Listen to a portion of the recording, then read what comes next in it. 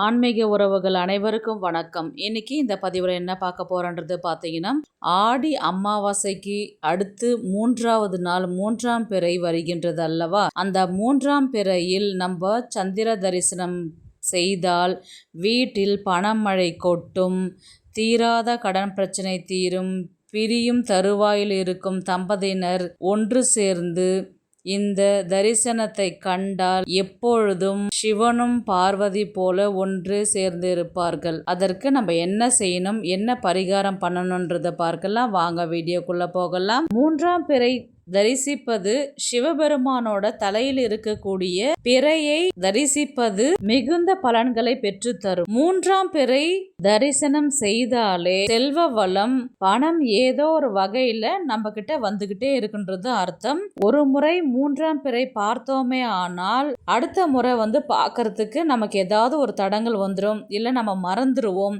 இல்ல மேகமூட்டம் காரணமாக நம்மளால பார்க்க முடியாது.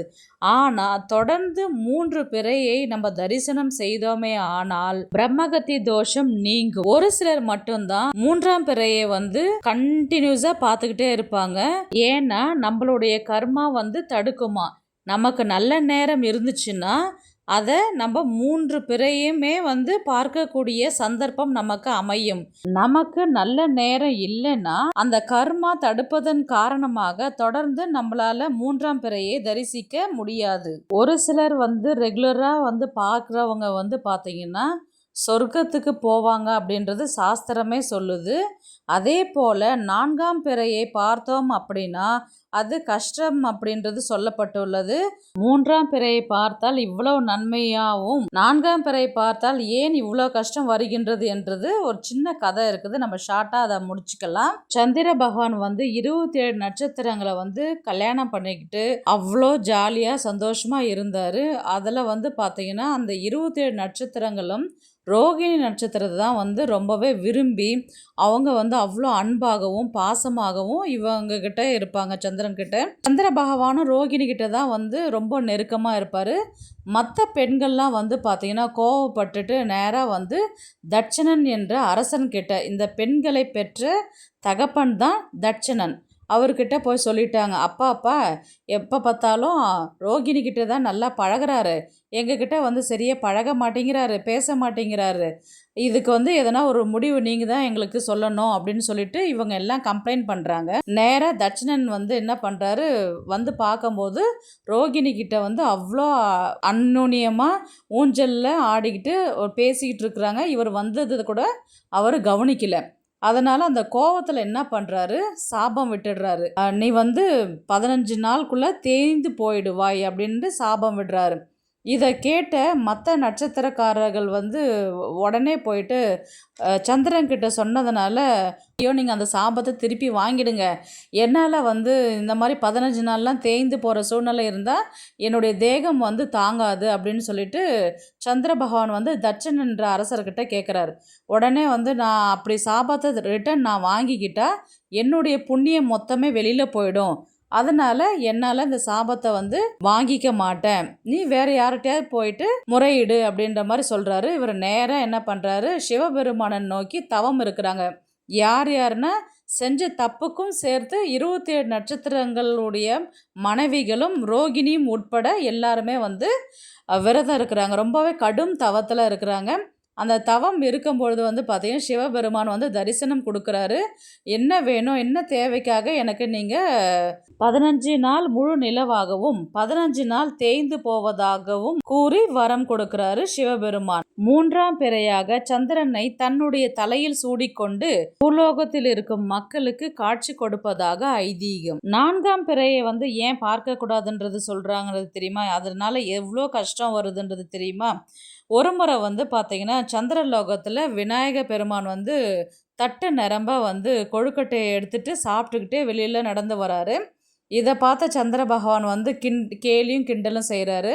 வெளியில் வரும்போது கூட யாராவது சாப்பிட்டுக்கிட்டே வருவாங்களா அப்படின்னு சொல்லிட்டு சிரிச்சுக்கிட்டே கிண்டல் பண்ணும்போது கோவத்தில் என்ன பண்ணிடுறாரு, விநாயகர் சந்திரனுக்கு சாபம் விட்டுறாரு. 4ஆம் பிறையில் யார் உன்னை பார்த்தாலும் நாய் படாத கஷ்டம் படுறேன்னு சொல்லிட்டு உனக்கு சாபம் விடுவாங்க என்று சாபம் கொடுக்கிறார்.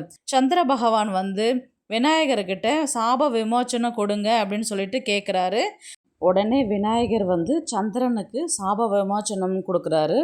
என்னன்னு பார்த்தீங்கன்னா, 3ஆம் பிறையில் உன்னை யார் தரிசிக்கிறாங்களோ உன்னை வந்து மகிழ்ச்சியோடு வாழ்த்துவாங்கன்னு வரம் கொடுக்குறாரு. இதனால தான் 3ஆம் பிறை வந்து எவ்வளோ முக்கியம், 4ஆம் பிறையை வந்து ஏன் பார்க்கக்கூடாதுன்றதுக்கான கதையை பார்த்துட்டோம். 3ஆம் பிறை வந்து பார்த்தீங்கன்னா மாலை நேரத்தில் 6 மணிலிருந்து 7:30 மணிக்குள்ளார நம்ம அதை பார்த்துடணும். அது வந்து பார்த்தீங்கன்னா கீற்று மாதிரி வரும். அந்த நேரத்தில் இந்த பிரபஞ்சத்தோட ஆற்றல் வந்து நிரம்பி இருக்குமாம். நம்ம ரெகுலராக செய்கிற பூஜைகளை விட 3ஆம் பிறை தரிசனம் வந்து அவ்வளோ சக்தி வாய்ந்ததுன்றது சொல்லுவாங்க. அந்த நேரத்தில் சித்தர்கள் ஞானிகள் அந்த கீற்று மாதிரி இருக்கிற நிலவை பார்ப்பதற்காக தவம் இருப்பாங்களாம். அந்த நேரத்தில் அவங்க பார்க்கும் பொழுது ரொம்பவே வந்து அவங்களுக்கு அதீத சக்திகள் கிடைக்கும் என்று சொல்லப்படுகின்றது. இது இல்லாமல் கணவன் மனைவியாக தம்பதி சமேதராக அந்த 3ஆம் பிறை தரிசனத்தை பார்த்தாங்கன்னா அவங்க அதிக புண்ணிய பலன்களை கிடைக்கும். இப்போ ஒருத்தருக்கு ஒருத்தர் பிரிஞ்சிருக்கிறாங்கன்னா கணவன் அல்லது மனைவி யாராவது ஒரு ஆள் வந்து அந்த கீற்று மாதிரி இருக்கிற நிலவை பார்த்து தரிசனம் செய்தார்கள் என்றாலே விரைவில் ஒன்று சேருவார்கள் என்று சொல்லப்படுகின்றது. 3ஆம் பிறையானது திங்கள், செவ்வாய், வெள்ளி மற்றும் சனி நாட்களில் அதனுடைய பலனானது ரெட்டிப்பாக இருக்கக்கூடியது. அதே போல் சித்திரை மற்றும் வைகாசியில் சந்திரனை தரிசிப்பது ஓராண்டு முடிவதற்கான புண்ணிய பலன்களை பெற்றுத்தரும். 3ஆம் பிறை தரிசனம் தன ஆகாஷ்ண சக்தியை கொண்டுள்ளது. அதுவும் குறிப்பாக 6 to 7 அந்த நேரத்தில் போய் நீங்கள் மேற்க பார்த்து 3ஆம் பிறையானது கீற்று மாதிரி தான் இருக்கும். சில நிமிடங்கள் தான் தெரியும். அதனால் நீங்கள் கவனிச்சுக்கிட்டே இருக்கணும். இப்போ நம்ம பரிகாரம் எப்படி செய்யுது என்று பார்க்கலாம். நம்ம பணமழை கொட்டணும், தீராத கடன் பிரச்சனை தீரணும், வளர்ச்சி மென்மேலும் வளர்ந்து கொண்டே இருக்கணும். இப்போ 3ஆம் பிறைன்றது வந்து பார்த்தீங்கன்னா வளர்பிறை, வளர்ந்து கொண்டே இருக்கும் அப்படின்றது தான் அர்த்தம். சந்திர பகவானை பார்க்கும்போது நம்ம வெறும் கையால் போகக்கூடாது. கையில் 1 ரூபாய் நாணயம் அல்லது 5 ரூபாய் நாணயம் எடுத்துக்கொண்டு தான் போயிட்டு நம்ம சந்திர மௌலீஸ்வரனை வந்து தரிசனம் செய்யணும். அந்த 3ஆம் பிறை வந்து தரிசனம் பார்க்கும்போது சிவன் வந்து மறைந்துக்கிட்டு இருப்பாராம். அதனுடைய நிலவு கீற்று போல நமக்கு தெரியுமா. அது பார்ப்பதற்கு கண்கள் வந்து அவ்வளோ பிரகாசமாக இருக்கும். அவ்வளோ சக்தி வாய்ந்த அந்த பிரபஞ்ச நேரத்தில் சந்திர தரிசனம் செய்யும் பொழுது அதனுடைய ஈர்ப்பு விசை வந்து நமக்கு அது காந்தம் போல் வரும்ன்றது சொல்லுவாங்க. நம்ம கையில் காசு வச்சுட்ருக்குறோம் இல்லைங்களா, இப்போ வலது கையில் அந்த காசை கெட்டியாக மூடி வச்சுக்கோங்க கையை. உங்களுடைய வேண்டுதல்கள் என்னவோ நீங்கள் வைக்கலாம். சந்திர மௌலீஸ்வரனை பார்த்துட்டு நீங்கள் அந்த வேண்டுதலை வச்சுட்டு அதுக்கப்புறம் அந்த காசை பார்த்துட்டு திரும்பவும் நிலாவை பார்த்து மறுபடியும் வேண்டிக்கிட்டு திரும்பவும் கையை வந்து கெட்டியாக மூடிக்கணும். வலது புறமாக நிலவை பார்த்து 3 முறை சுற்ற வேண்டும். கையில் அக்ஷதை வச்சுக்கணும்.